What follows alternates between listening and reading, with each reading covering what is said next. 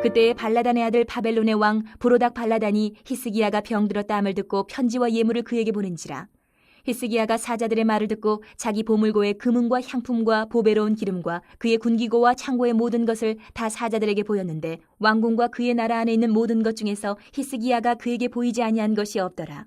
선지자 이사야가 히스기야 왕에게 나와 그에게 이르되 이 사람들이 무슨 말을 하였으며 어디서부터 왕에게 왔나이까? 히스기야가 이르되 먼 지방 바벨론에서 왔나이다 하니 이사야가 이르되 그들이 왕궁에서 무엇을 보았나이까 하니 히스기야가 대답하되 내 궁에 있는 것을 그들이 다 보았나니 나의 창고에서 하나도 보이지 아니한 것이 없나이다 하더라. 이사야가 히스기야에게 이르되 여호와의 말씀을 들으소서. 여호와의 말씀이 날이 이르리니 왕궁의 모든 것과 왕의 조상들이 오늘까지 쌓아두었던 것이 바벨론으로 옮긴 바 되고 하나도 남지 아니할 것이요 또 왕의 몸에서 날 아들 중에서 사로잡혀 바벨론 왕궁의 환관이 되리라 하셨나이다 하니 히스기야가 이사야에게 이르되 당신이 전한 바 여호와의 말씀이 선하니이다 하고 또 이르되 만일 내가 사는 날에 태평과 진실이 있을진데 어찌 선하지 아니하리요 하니라. 히스기야의 남은 사적과 그의 모든 업적과 저수지와 수도를 만들어 물을 성 안으로 끌어들인 일은 유다왕 역대 지략에 기록되지 아니하였느냐. 히스기야가 그의 조상들과 함께 자고 그의 아들 므낫세가 대신하여 왕이 되니라. 저희 집에서 제가 여러분들을 이제 모셔다가 우리 집에 이렇게 귀한 게 있으니 한번 보십시오 하고 자랑할 만한 것이 아마 전혀 없는 것 같습니다. 제 옷 중에서 이 옷이 아주 고급 명품인데 한번 보십시오 할 만한 게 또 없어서 없습니다. 사실은 저희 어머니가 기거하시는 서울역 센터의 옆에 있는데요, 정말 딱 7평입니다 7평짜리 방에 들어가 보면 가끔 수건 널려 있고 정말 볼 게 우리 집보다도 더 없는 게 그 집인 것 같아요. 얼마나 깨끗한지 몰라요. 있는 게 없어요. 있는 게 없어요. 그러나 제가 가정을 이루고 또 우리 아내 또 우리 아이들과 함께 키워나가면서 치열하게 좀 사실은 대립하는 부분이 있습니다. 우리 아내는 더 좋은 거를 아이들에게 해주고 싶어하고 그러는데 저는 이제 반대를 자꾸 하죠. 죄송한 얘기입니다. 사실 그런 거가 요즘 많이 있어요. 솔직히 저희 가정적으로 보면은 저는 이제 못하게 하고 아내는 해주려고 하고 하는 것들이 있어요. 제가 언젠가 아버지한테 조인트를 맞은 적이 있었어요. 근데 그때 이후로 제 마음에 결단한 게 있었습니다. 내가 이제 다시는 내가 입는 옷 가지고 하나님 앞에서 부끄러운 모습 갖고 싶지 않다라는 생각을 했어요.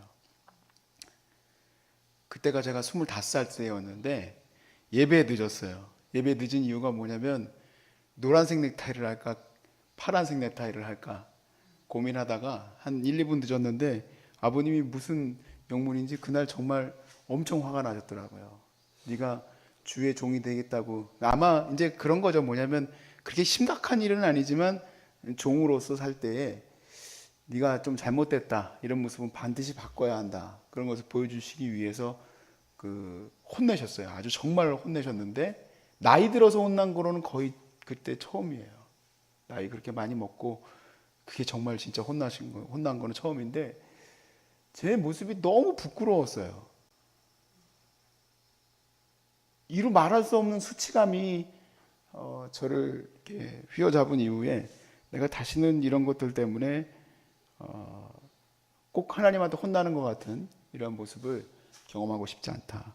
자랑할 거리가 내게 있지 않았으면 좋겠다.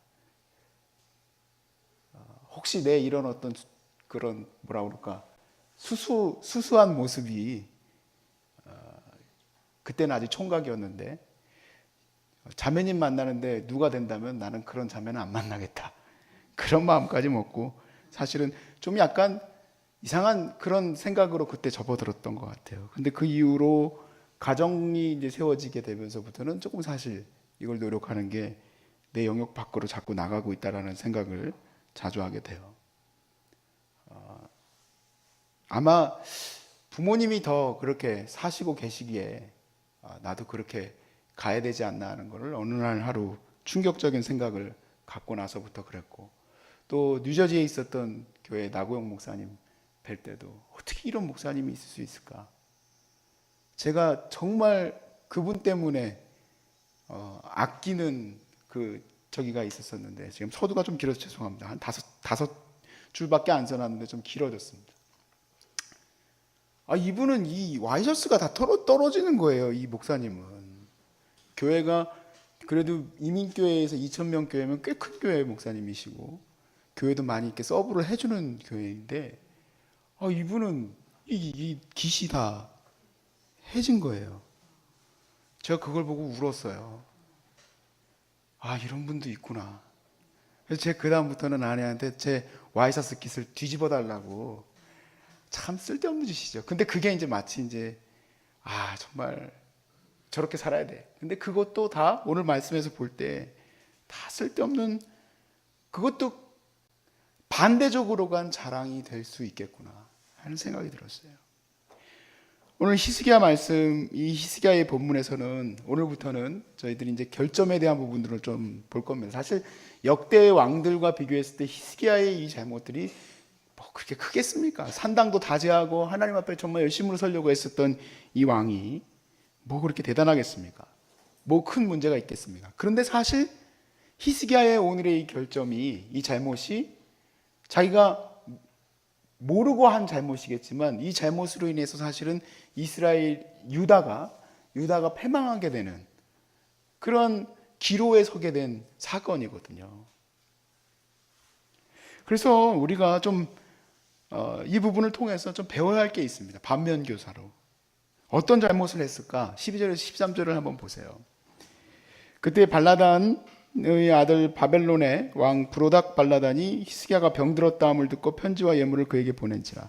히스기야가 사자의 말을 듣고 자기 보물고에 금은과 향품과 보배로운 기름과 그의 군기고와 창고의 모든 것을 다 사자에게 보였는데 왕궁과 그의 나라 안에 있는 모든 것 중에서 히스기야가 그에게 보이지 아니한 것이 없더라. 소위 말해서 이제 왕궁에 있었던 모든 성전 보화와 또 그런 어떤 군기, 기강 이런 것들을 다 이제 보여준 거죠. 이제 패를 다 보여준 거죠. 사실 이런 모든 그 금은 보화는 누구로부터 온 겁니까? 사실 히스기야의 믿음의 대가입니다. 이전 왕들은 아수르 왕에게 조공을 바치느라고 심지어는 성전에 있었던 금 벽이지 않습니까? 근데 그걸 다 긁어다가 그것까지도 아수르에게 조공을 바쳤지만 히스기야는 하나님 앞에 믿음으로 섰기 때문에 그런 조공을 드릴 필요도 없었고, 군 싸움이 얼마나 그 많은 재정을 낭비합니까? 그런데 하나님이 다 한 번에 해결해 주셨잖아요. 그러니까 그런 것들도 나가지 않고, 그러니까 하나님이 믿음에 대한 결과물로 그를 부하게 만들고 강건하게 만들어 주셨다 얘기예요. 근데 먼 곳 신흥 강국으로 이제 세워지고 있었지만 사실 바벨론으로 입장에서 봤을 때는 아수르는 굉장히 강력한 군대였는데 얘네들이 한 방에 그냥 줄어들어 버렸거든요.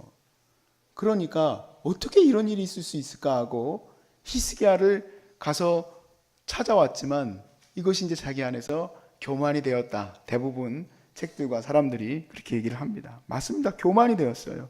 그래서 그런 것들을 자랑을 했습니다.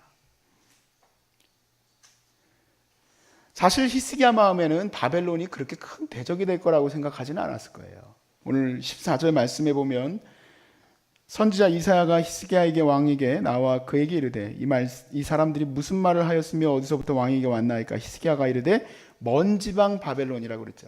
먼 지방, 먼 곳에 있었던 바벨론이 왔다. 내가 이렇게 잘한 것들을 보여줬다. 그렇게 얘기를 했습니다. 물론 상상도 못했겠죠. 바벨론이 엄청나게 커져서 전 세계를 지배하는 나라가 돼서 결국 자기 코앞에까지 올 거라고 생각도 못하고, 더 나아가서 자기 자손들의 왕들 가운데서 마지막 왕 때에는 완전히 바벨론의 포로로 잡혀가고 이런 일들이 일어날 줄은 생각도 못했겠죠.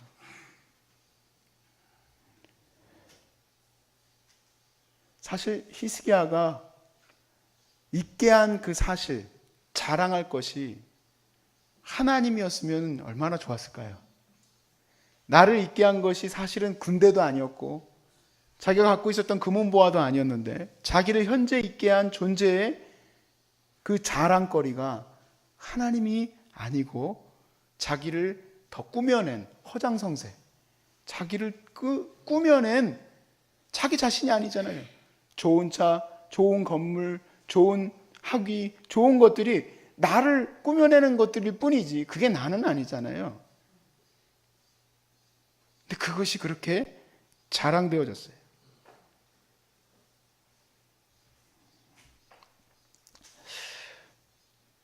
고민입니다. 왜냐하면 저희 그리스도인들에게 이 부분은 꼭 줄타기와 같습니다. 우리가 늘 주님 앞에서 좀 교만했습니다. 주님, 제가 잘못했습니다. 자기 자신을 좀 돌아볼 줄 아는 사람들은 내가 좀 오늘 교만했구나. 그런 가운데에서 하나님 앞에 기도하고 그런 시간들을 갖게 되는데, 제가 이 말씀을 이제 쭉 쳐나가면서 그런 생각에 젖었어요. 왜 우리는 줄타기일까? 성경에 있는 좋은 우리 선배들은 줄타기가 아닌데 왜 그런가 생각했더니 우리가 내려놓지 않기 때문에 그런 것을 느꼈어요. 사도 바울은 나에게 유익했던 것들을 배설물로 여겨서 내가 예수 안에서 다시 발견되어지는 것, 그게 바로 그리스도의 고난에 동참하는 것이고 그리스도의 고난 가운데 내가 부활하는 부활의 체험이다 라고 얘기했는데, 우리는 종교 프로그램처럼 예수님의 고난과 예수님의 부활에 동참하는 것, 수련회, 우리 다솔이 같은 애들이 수련회 가면 관 속에다 넣었다가 꺼내가지고 뭐 그런 거 체험하는 것처럼 우리가 여기서 예배드리고 하는 이런 말씀들이 관 속에 넣었다가 빼내는 것밖에 안 돼요.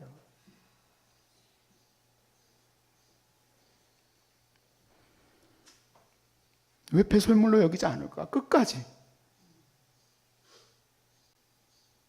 저는 너무너무 제 자신이 너무 부끄러워요.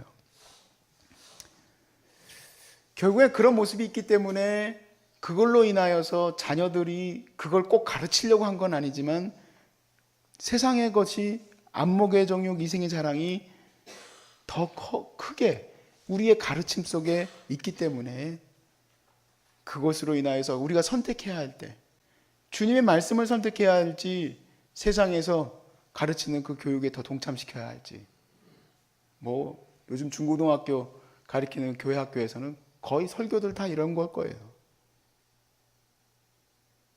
중고등학교 가르치는 목사님들이 혹시 이제 큰 교회 목사님들이 수요일 날 예배 설교를 할 수 있는 기회를 주어지면 거의 들어보면 설교들이 여러분 제발 수련회 좀 보내주십시오. 주일날 제발 좀 교회 좀 보내주십시오. 이런 설교들을 하시더라고요. 절대로 선택에 있어서 세상의 가치가 더 우위에 있다는 것에 대해서 우리가 부인할 수 없습니다. 내가 나에 있을 수 있게 해주신 것이 하나님의 은혜로 말미암아 있었다는 것을 여러분이 믿으신다면 우리는 그것이 더 자랑되어질 수 있길 바랍니다. 물론 그 부수적으로 주어진 것들이 금은보화 또 좋은 것들을 하나님 주시겠죠. 하나님 주시는 것을 우리가 뭐 마다할 이유가 있겠습니까? 하나님 주셨는데 기쁘게 받으면 되죠. 그러나 그것이 부수적이라는 것을 내가 정말 철저히 배설물로 여기고 살지 않으면, 제 성향상 제가 자랑하는 거 되게 좋아하는 성격이거든요. 사실 저희 아버님이 그래요. 저희 아버님이 참 자랑을 참 좋아하세요. 그래서 저희 아내를 이렇게 하면서 내 며느리야 이런 거 되게 좋아하세요. 우리 아들이야 이런 거 좋아하세요. 사실 그래서 큰 어려움도 몇 번 겪으셨습니다. 공장장에게 그때 당시 아버님의 신기술 4칼라를 가지고 튜브 제작하는 그 기술을 다 자랑을 하셨어요. 이건 이렇게 하는 거죠. 자랑을 하셨어요. 그 공장장이 그 기술을 가지고 밖에 나가가지고 만들어서 아버님이 팔았던 그 모든 별주부 그 튜브가 다 나갔다가 다 들어왔어요. 왜 그럴까요? 더 싼 똑같은 제품이 더 싸게 나왔으니까 시장에. 아버님 거의 독과점이었거든요. 어마어마하게 부자 될 수 있었는데 그때 어머님의 기도가 있었죠. 하나님 다 걷어가십시오.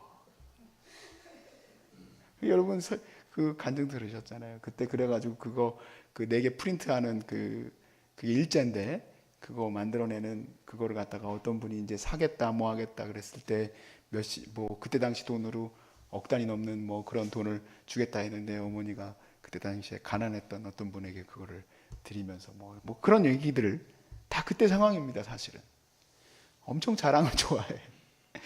그런 아버님의 성향을 그대로 가지고 있는 제가 어떻게 내 자신을 그리스도가 더 드러나는 사람으로 살 수 있을까? 불가능한 얘기 같아요. 너무너무 어려워요. 그런데 그렇게 사는 분들의 모습이 제 가까이에 있으니까 제가 잠시 섬겼었던 그 목사님이나 또 저희 어머니도 마찬가지고 저희 외할머니도 마찬가지고 가까이 계신 우리 가족들이 예수님이 나를 만드셨다. 예수님이 나를 이곳에 세우셨다라는 이 고백을 그냥 거짓으로 하는 게 아니라 그렇게 살아가니까 저게 맞는 거구나 하고 따라갈 수 있는 뭐라고 그럴까 그런 기회가 주어지는 거라고 저는 믿습니다. 근데 안타까운 것이 이 부수적으로 하나님이 주신 은혜들을 자랑하는 게 좀 죄송하지만 한국 교회의 지금 현재 모습 아닐까. 너무 마음 아픈 얘기죠. 왜 그렇게 검은 차들을 좋아하는지 모르겠어요. 이사야서 20장 2절에서 6절 말씀을 한번 보시겠습니까?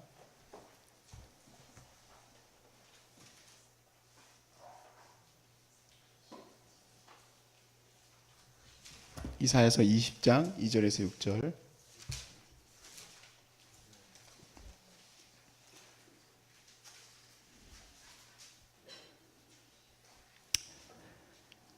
같이 읽어봅시다. 시작. 그때 여호와께서 아모스의 아들 이사야에게 말씀하여 이르시되 갈지어다 네 허리에서 배를 끄르고 내 발에서 신을 벗을지니라 하시매 그가 그대로 하여 벗은 몸과 벗은 발로 다니니라. 여호와께서 이르시되 나의 종 이사야가 3년 동안 벗은 몸과 벗은 발로 다니며 애굽과 구스에 대하여 징조와 예표가 되었느니라. 이와 같이 애굽의 포로와 구스에 사로잡힌 자가 아수르 왕에게 끌려갈 때 젊은 자나 늙은 자가 다 벗은 몸과 벗은 발로 볼기까지 드러내어 애굽의 수치를 보이리니 그들이 바라던 구스와 자랑하던 애굽으로 말미암아 그들이 놀라고 부끄러워할 것이라. 그날에 이 해변 주민이 말하기를 우리가 믿던 나라 곧 아수르 왕에게 벗어나기를 바라고 달려가서 도움을 구하던 나라가 이같이 되었은즉 이 피하려 하리라. 아멘. 히스기야가 참된 믿음 앞에 서서 갈 때에 이사야는 또 어떻게 했을까?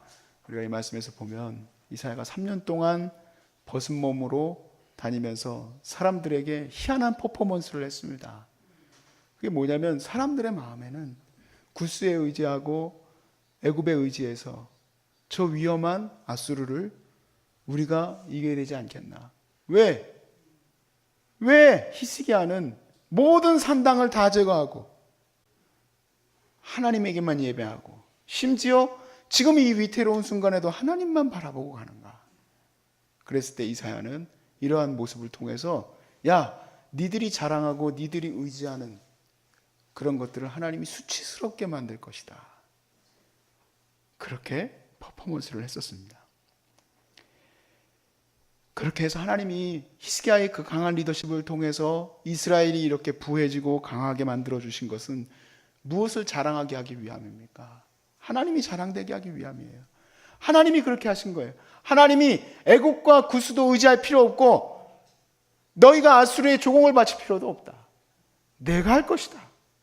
그래서 하나님이 그렇게 하나님의 영광이 드러나게 하셨어요. 그래서 사랑하는 여러분, 내 보물 창고에 금은보화가 자랑되어지는 것이 아니라 내 창고에 예수가 가득하기를 바랍니다. 아멘. 내가 유익하게 여기던 것들이 다 배설물로 여겨지고 사실 그런 모습이 있었으면 좋겠습니다.